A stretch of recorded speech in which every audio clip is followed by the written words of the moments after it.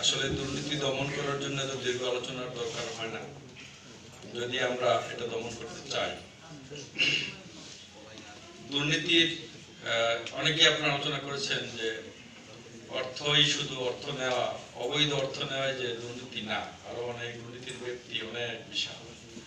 দুর্নীতি শব্দটা 3 অক্ষরের, বাট এটা যদি ব্যাখ্যা করতে যায় 3 লক্ষ শব্দ দিয়ে এটাকে শেষ করা যাবে। আর একজন বলেন আমাদের এডিশন উনি বললেন যে একেবারে রিক্সাওয়ালা থেকে প্রেসিডেন্ট পর্যন্ত দুর্নীতি করে। আমি বলি আমাদের জীবন দুর্নীতি ছাড়া চলেই না।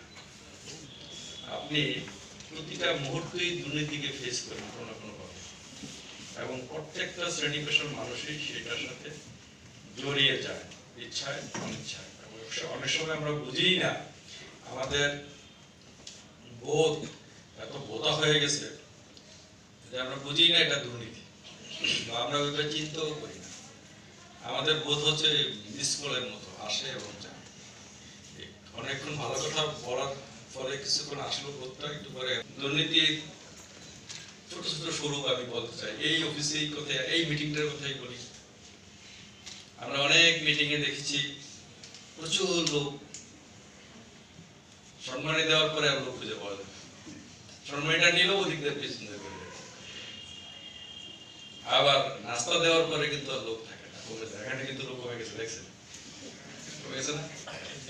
এটা কি দুর্নীতি বলবেন কিনা? আপনি 1000 কোটি টাকা যেটা ওটাও দুর্নীতি, এটাও দুর্নীতি, নাম কিন্তু দুর্নীতি।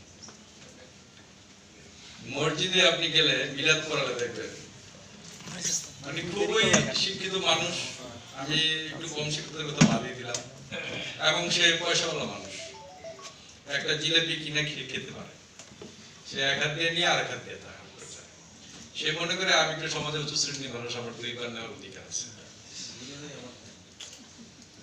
আমি অনেকের হাতে দেখি 4টা 5টা প্যাকেট, এবং সে হাসতে হাসতে বাড়িতে যাচ্ছে যে এটা জয় করে চলে আসছে। মসজিদে কিন্তু নামাজ পড়ছে, এবং নামাজ পড়ে গেট থেকে গেটই তো দেয় নাকি, ওই গেট থেকে দুর্নীতি স্টার্ট। নামাজের কি দরকার? এই নামাজের কি দরকার?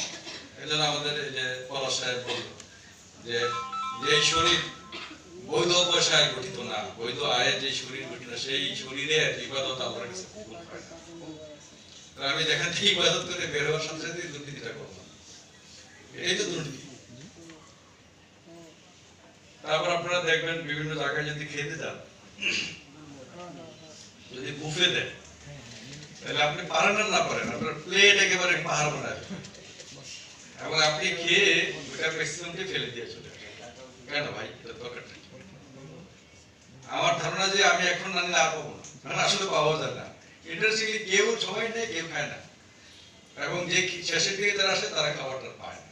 এই যে অবস্থা, এর মূল কি? আসলে এর মূলে হচ্ছে আমাদের মানসিকতা, আমাদের দুর্নীতি পরায়ণ মানসিকতা।